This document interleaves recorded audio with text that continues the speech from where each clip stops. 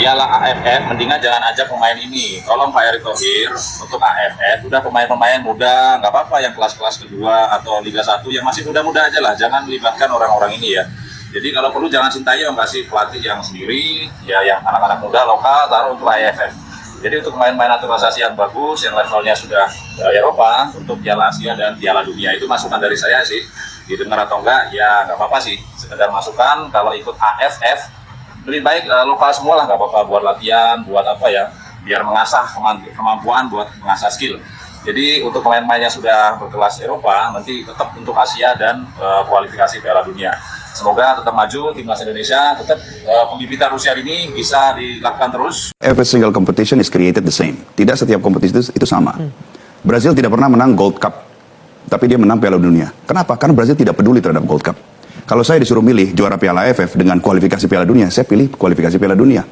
Ataupun saya pilih kualifikasi untuk Olimpiade, karena levelnya lebih tinggi.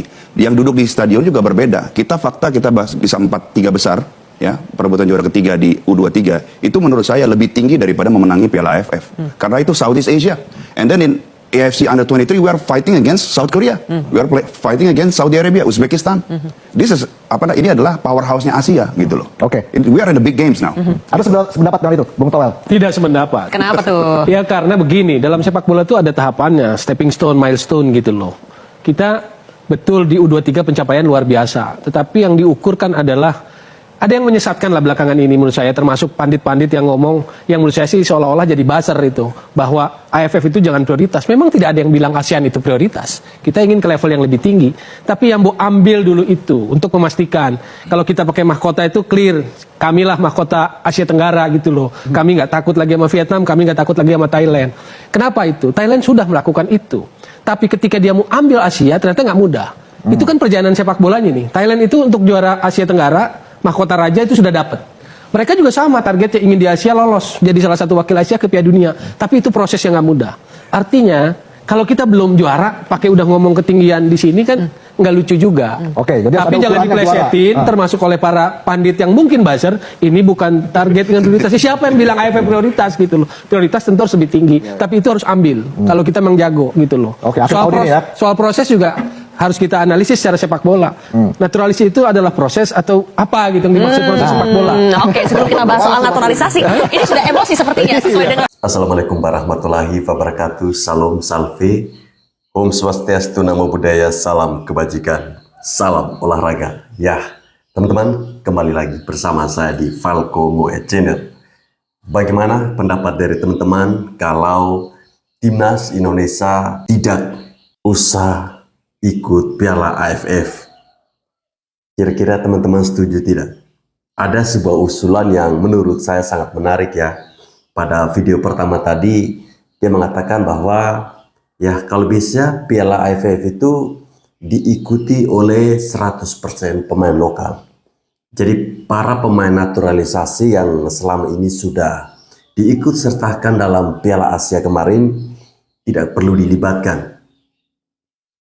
Dan juga pelatihnya juga, pelatih untuk tim nasional yang akan bertanding di Piala AFF itu pelatih lokal juga, jangan Coach Sintayong. Ya, ini tentunya selain kita menguji bagaimana kekuatan atau mental para pemain lokal kita, sekaligus menjawab tantangan dari Bung Toel yang katanya para pemain lokal kita tidak kalah hebat dengan para pemain diaspora atau pemain keturunan. Ya, sebenarnya saya sepakat ya, karena ini juga menjadi target dari Bapak Erick Thohir selaku Ketua Umum PSSI. Beliau mengatakan bahwa nantinya ke depan untuk Piala AFF, ya kita mungkin anggap itu sebagai ajang uji coba. Jadi itu tidak akan menjadi fokus perhatiannya di sana. Ya, karena kita melihat Piala AFF itu kan hanya khusus di Asia Tenggara. Dan event itu juga teman-teman, itu tidak masuk dalam kalender FIFA.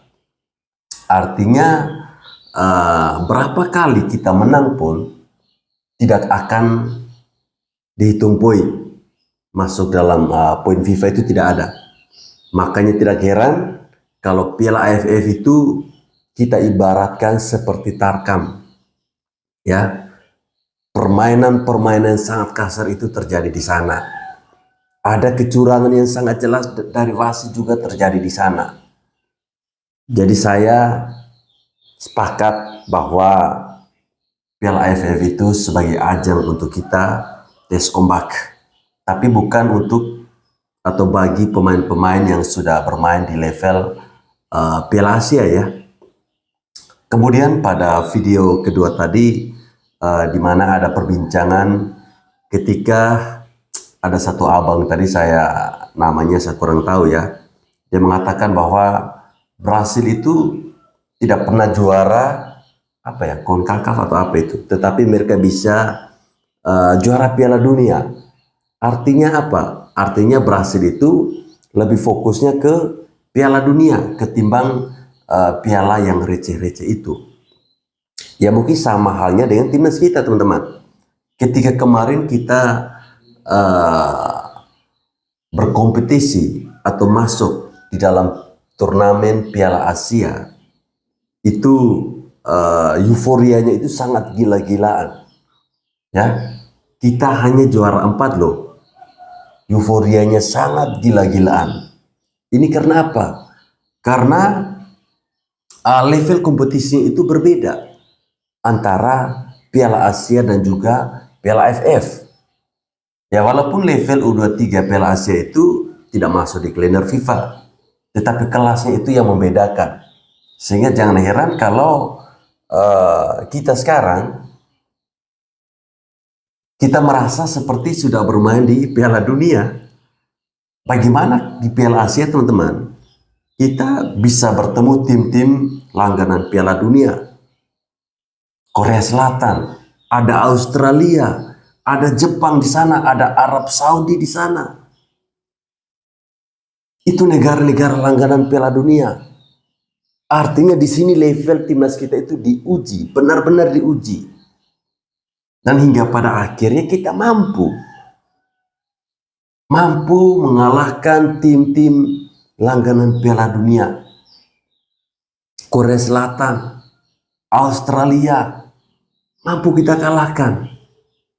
Dan seharusnya kita bersyukur ya bahwa timnas kita bisa terbang jauh, dan kita juga berterima kasih kepada Coach Sintayong. Nah teman-teman, terkait dengan meningkatnya level permainan timnas Indonesia di bawah asuhan Coach Sintayong, Malaysia nampaknya mulai ketar-ketir. Mereka membayangkan bagaimana jika nantinya di Piala AFF itu pemain atau timnas Indonesia menurunkan skuad yang ada saat ini. Katanya itu sudah otomatis Indonesia juara. Media Malaysia sebut jika timnas Indonesia memakai full squad di kompetisi AFF, maka Piala AFF sudah pasti milik timnas Indonesia.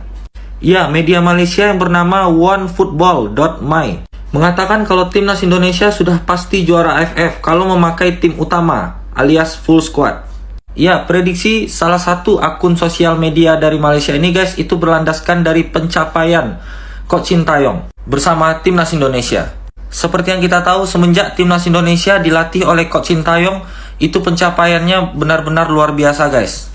Coach Sintayong berhasil menaikkan level timnas Indonesia yang dulunya hanya Asia Tenggara, sekarang udah berada di level Asia dan menuju OTW level ke kelas dunia.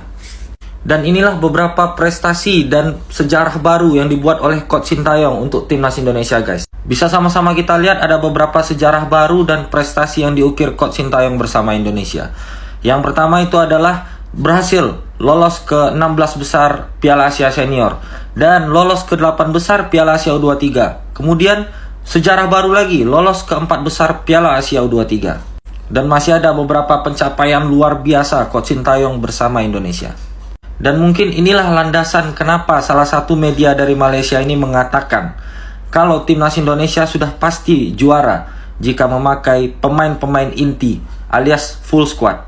Tapi pertanyaan terbesarnya adalah seberapa pentingkah Piala AFF untuk timnas Indonesia yang sama-sama kita tahu itu sudah berada di level Asia, bukan level Asia Tenggara lagi. Karena menurut aku pribadi lebih baik skuad utama kita atau skuad inti kita itu fokus ke level Piala Dunia atau level Asia. Nah, kalau untuk Piala AFF itu sebagusnya diberikan ke kelompok umur aja untuk menambah pengalaman para pemain timnas yang masih muda, guys. Nah, menurut kalian sendiri gimana, guys? Apakah kita harus mendapatkan Piala AFF ini dengan skuad inti yang kita punya sekarang? Coba kalian komen di bawah dan jangan lupa follow akun ini untuk mendapatkan berita timnas Indonesia lainnya.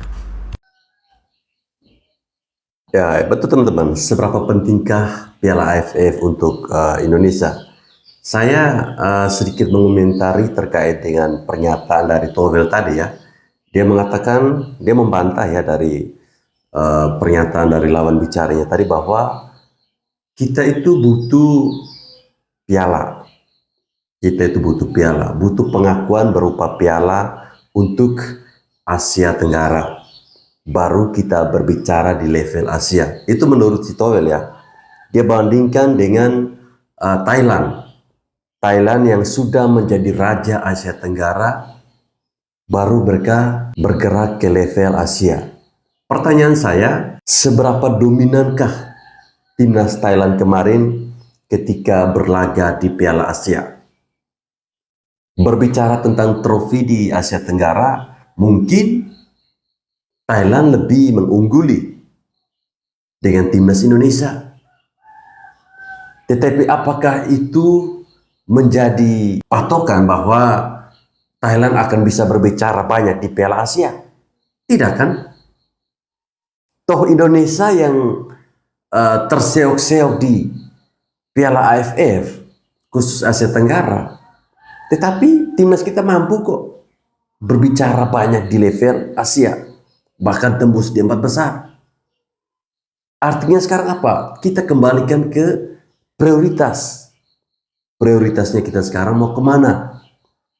Apakah mau fokus di AFF yang tidak ada penambahan poin untuk ranking FIFA bagi timnas kita, ataukah fokus ke Piala Asia yang akan menambah ranking FIFA? Ini kita berbicara yang timnas senior ya. Kalau udah 3 kemarin memang tidak masuk di kalender FIFA, makanya kita jangan heran banyak sekali kecurangan-kecurangan di sana. Karena sekalipun kita protes ya FIFA tidak akan mengakui itu.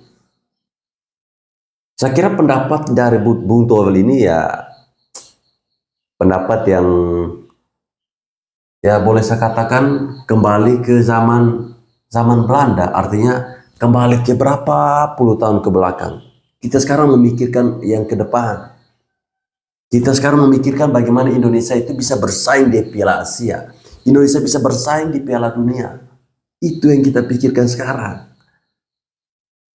Bisa bermain di Piala Asia saja, itu serasa kita sudah juara Piala AFF. Itu tidak semudah itu bisa bermain di Piala Asia. Kita harus melalui beberapa kompetisi.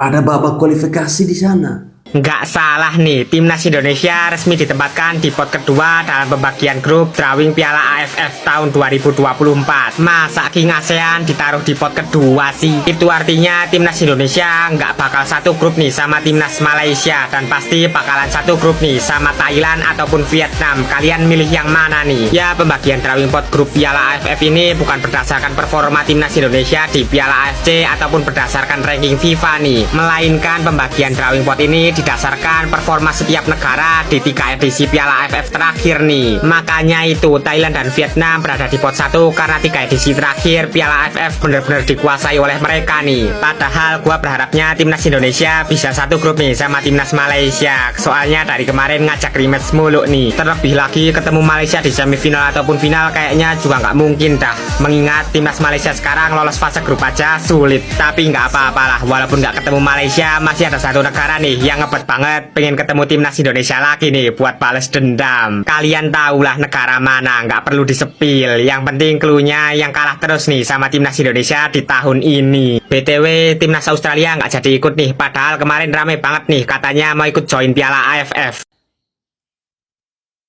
Ya, saya kira kalau Australia masuk ikut Piala AFF ini tambah seru ya, karena akan menambah kualitas dari Piala AFF itu sendiri. Ya, teman-teman, saya kira sampai di sini video saya. Banyak sekali komentar-komentar yang sudah saya berikan tadi. Mungkin ada hal-hal yang dari kalian merasa kurang pas, silakan memberikan masukan atau saran di bawah kolom komentar. Salam olahraga, bravo Timnas Indonesia, satukan tekad kita, yakin Indonesia bisa